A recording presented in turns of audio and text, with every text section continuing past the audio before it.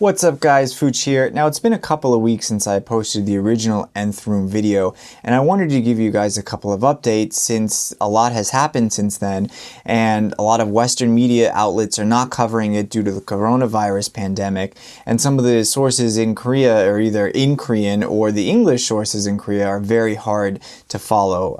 It gets kind of complicated, so let's go ahead and take a look what's been happening since about 2 weeks ago. So the current number of victims has increased to about 103 women, 26 of those being teenage girls. Now, a special investigation team from the National Police Agency expanded its probe into the Nth Room and other illicit Telegram chat rooms and their paid members, and it said it has detained 2 out of 3 of Cho Joo-bin's acquaintances. They are now questioning an army soldier as another suspect. The private first class, whose identity has been withheld, is under investigation over suspicions that he distributed content of the room. Now, he does not have an arrest warrant out for him yet. However, the regular police and the military police are working together and trying to figure things out and possibly issuing an arrest warrant soon. Now, speaking of arrest, a man only known as Choi has had an arrest warrant issued on accusations of providing personal information about some of the victims of the Nth Room to Cho Joo-bin, which is a violation of the Personal Information Protection Act. Choi is accused of illegally inspecting the personal information of about 200 people and delivering about 17 of the women's information directly to Cho Joo-bin while serving as a public service worker at a community service center in Seoul, where he worked as an assistant in the issuance of residential registration information. Now, for those of you that don't know, military service is required by all South Korean men.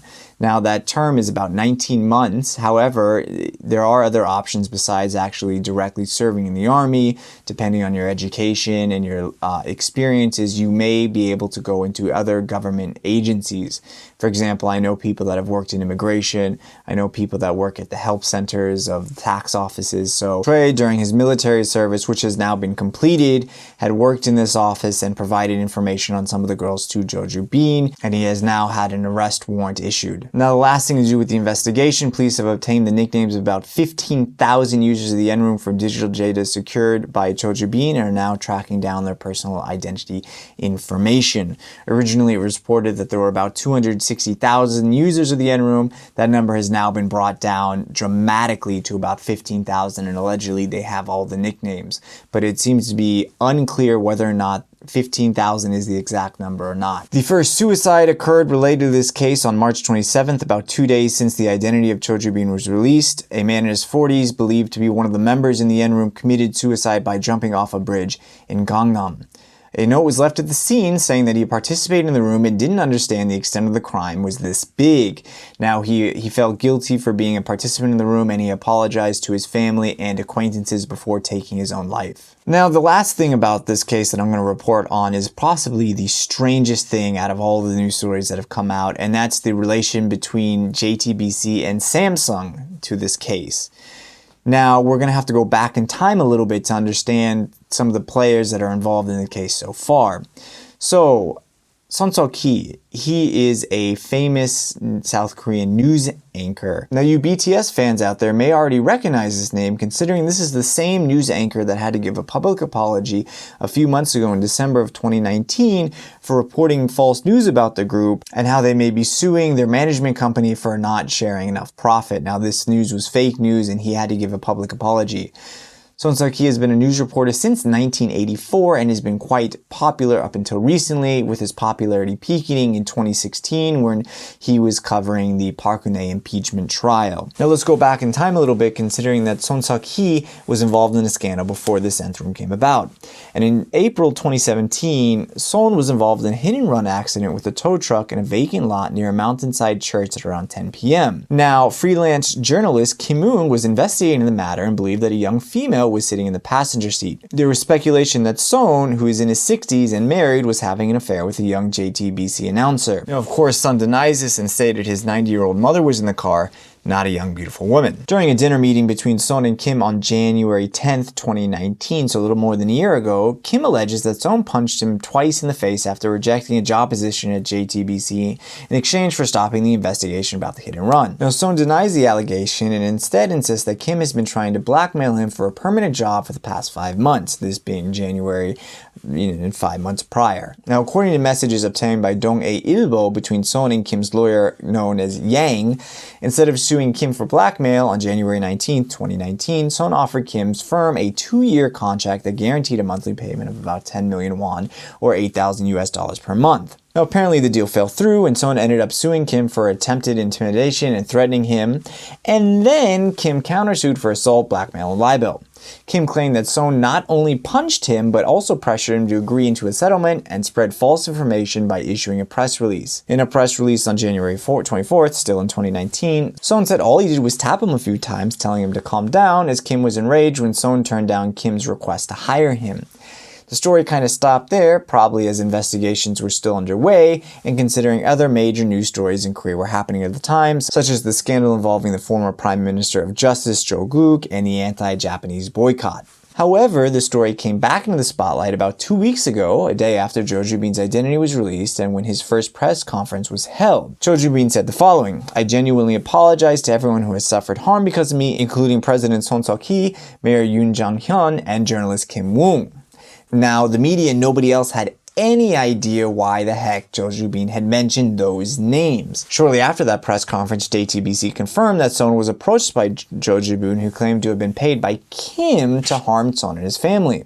Son explained that he did not believe Kim would hire someone to do such a thing and demanded Jo Joo-bin to provide evidence that said he was working for Kim. Jo Joo-bin was said to have demanded 10 million won, which is again $8,000, in order to provide the evidence, to which Son accepted and paid. However, Jo Joo-bin never gave him any evidence and then disappeared. So, how does Samsung come into this case? Well, when asked in a press conference why Son never went to the police, he responded that Jo Joo-bin mentioned that Kim was backed by Samsung. Son went on to say that JTBC covered unfavorable news stories about Samsung for years and therefore believed this was retaliation by Samsung and was scared to take any drastic action, including going to the police. Jo Joo-bin admitted to doing this, but Son keeps maintaining Samsung as the reason for not reporting the threats, raising speculation towards his intentions by the public. Now, does the story get any more crazier than this? We are not sure yet, as things are still under investigation. This was a massive development that brings Samsung involved in this case. Now, to give you an idea of how big Samsung is, besides the fact that they own many different types of company, ranging from electronics to insurance to chemical engineering to whatever, many conglomerates have familial ties with Samsung. Now, JTBC's largest shareholder is Jungang Group, a media group which used to be owned by Samsung. Hong Seok-hyun, who is the chairman of the group from 2011 to 2017, is the brother-in-law of the Samsung Group chairman Lee Kyung-hoon. Now, Samsung immediately condemned Son after he mentioned Samsung in the press release. Speaking to Yonhap News Agency, a company official requesting anonymity said Son was damaging the company's brand image, questioning his real intentions, and another person that remained anonymous says it is not good that Samsung is mentioned in connection with the crime. People are curious how Jo Joo-bin, a 25-year-old, was even able to contact the CEO, one of the most influential media outlets in South Korea. That would be like someone contacting the CEO of CNN or Fox News and blackmailing him into paying money, and then that person not going to the police because they believe that, I don't know, Disney was threatening them or Microsoft or some major conglomerate in the US was threatening. It is just absolutely crazy, and that's where we are today, kind of still trying to figure out what the heck is going on. This is obviously much more than just a horrific sex crime towards a large amount of females. It is now getting into major conglomerates here in South Korea. This is a massive news story that I want to try to provide you guys with updates as I learn of them. Now, if you guys have any questions or comments regarding this story, please leave me a comment below, or if there are any other news stories you would like me to cover in South Korea, please leave me a comment and I'll be sure to make a video regarding that issue. And until next time, now you know the way.